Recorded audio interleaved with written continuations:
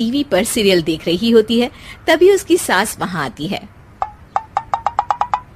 अरे सीरियल में तो ऐसे मग्न है जैसे आज रात का खाना पड़ोसी आकर बनाएंगे। मुझे पता ही नहीं था आपने अपने बेटे की शादी पड़ोस में भी की हुई है। हैं? मतलब? मतलब इस घर में सारा काम बहू ही करती है, आप तो सिर्फ खर्राटे मारती हैं। अच्छा जी, फिलहाल तो तुम आराम फरमा रही हो, चलो जाओ, ये मेरे टीवी देखने का समय है। आहा, इसीलिए मुझे भगाया जा रहा है। सॉरी, अब तो बिल्कुल नहीं जाऊंगी। प्राची की इस बात पर दोनों सास बहू के बीच टीवी रिमोट के पीछे बच्चों जैसे छीना झपटी शुरू हो जाती है, जिसके बीच श्लोक भी काम से घर वापस आ जाता है। आज मेरी चूहे बिल्ली की जोड़ी किस बात पर झगड़ रही है? अरे तेरे बीवी मुझे टीवी ही नहीं देखने दे रही। अरे तुम्हारी मम्मी मुझे खाना बनाने के लिए फोर्स कर रही है। अरे वाह, ऐसे बेतुके रीजन पर तो बच्चे भी झगड़ा नहीं करते। अरे मुझे कुछ मत बोल, सब इसने ही शुरू किया है। हाँ हाँ, जैसे आप तो बहुत दूध की धूली है ना। अरे बस दोनों चुप। प्राची जाओ, खाने की तैयारी करो। और माँ तुम छोड़ो, तुम्हें क्या बोलूं, शांति से अपना सीरियल देखो, मुझे दोबारा लड़ने की आवाज सुनाई नहीं देनी चाहिए। ऐसा बोलकर श्लोक वहां से चला जाता है, जिसके पीछे पीछे प्राची भी कुछ न कुछ बड़बड़ाते हुए रसोई में चली जाती है। हाँ हाँ, सासू जी को तो कुछ बोलेंगे ही नहीं, बस मुझ पर ही हुक्म चलता है, खाना बनाओ, जैसे मैं इनके घर में खाना बनाने के लिए आई हूँ। इसी तरह शाम बीतती है और रात को श्लोक और प्राची की सास खाना खाकर सोने चले जाते हैं, लेकिन प्राची गुस्से में कुछ खाए बिना काम में ही लगी रहती है। इस घर में किसी को घंटा फिक्र नहीं पड़ता, मैं खाऊं या भूखी रहूं। प्राची कुछ देर के लिए रसोई से बाहर जाती है और जैसे ही वापस आती है तो वहां दूध का भरा ग्लास देखकर हैरान रह जाती है।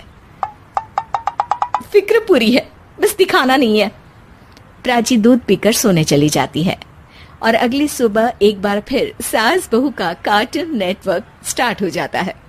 ये तुमने ही किया है। अरे अजीब जबरदस्ती है, मैं बोल रही हूँ मैंने कुछ नहीं किया। दोनों ने मिलकर पूरे घर को पागल खाना बनाया हुआ है। यहाँ कोई नॉर्मल इंसान तो रह ही नहीं सकता, इसीलिए अब पड़ोसी क्या रिश्तेदार भी घर आने से कतराते हैं।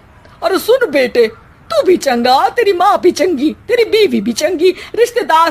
हाँ जी, आपको नहीं पता क्या, गंगाधर ही शक्तिमान है, रिश्तेदार ही। हाँ हाँ, बस समझ गया। कभी जानवरों जैसे लड़ेंगी तो कभी जुगलबंदी करेंगी। भाई मैं आप दोनों के बीच में नहीं फंसना चाहता। सास बहू की इस मनमौजी जोड़ी से परेशान होकर श्लोक अपना सिर खुजलाता वहां से चला जाता है। चलो अब मैं भी कीर्तन में जा रही हूँ। इस पर जैसे ही सास कमरे में अपना पर्स लेने जाती है तो वहां नाश्ते की प्लेट रखी देख मुस्कुराने लगती है और नाश्ता करके घर से बाहर निकलते हुए कुछ पैसे टेबल पर रख जाती है, जिसके कुछ देर बाद सिलेंडर वाला घर आता है। ओ मुरी मैया, मैं सिलेंडर के बारे में तो बिल्कुल भूल ही गई थी। घर खर्च के सारे पैसे भी मम्मी के पास है और श्लोक से बोला तो उल्टा 4 बात सुनाएंगे। प्राची ये सोच ही रही होती है कि अचानक उसका चेहरा चमक उठता है और वो घर में आकर इधर उधर देखने लगती है। तभी उसकी नजर टेबल पर रखे पैसों पर पड़ती है, जिन्हें वो सिलेंडर वाले को दे देती है। ये सब श्लोक देख लेता है। अच्छा बेटे, इतना बड़ा घोटाला, सबके सामने मैं तेरी दुश्मन और पीठ पीछे तेरी मेरी यारी। इस पर श्लोक एक प्लान बनाता है और शाम को सब एक साथ बैठे होने पर बोलने लगता है। माँ, तुम दोनों की बहुत लड़ाई होती है, इसलिए मैं सोच रहा हूँ कि प्राची को उसके घर छोड़ाऊं, इससे वो भी खुश रहेगी और तुम भी।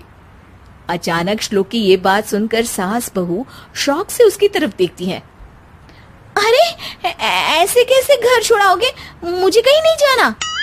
अरे तुमने बोला नहीं पर मैंने सुन लिया, तुम्हें मम्मी के साथ रहना अच्छा नहीं लगता, मुझे पता है।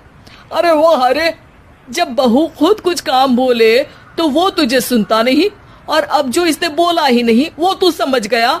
जब उसे नहीं जाना तो फिर जबरदस्ती क्यों कर रहा है? अच्छा, फिर आपको मौसी के घर छोड़ाता हूँ, बस अब आप दोनों एक घर में एक छत के नीचे नहीं रह सकती। मैं इस टॉम एंड जेरी की जोड़ी को और नहीं झेल सकता। है?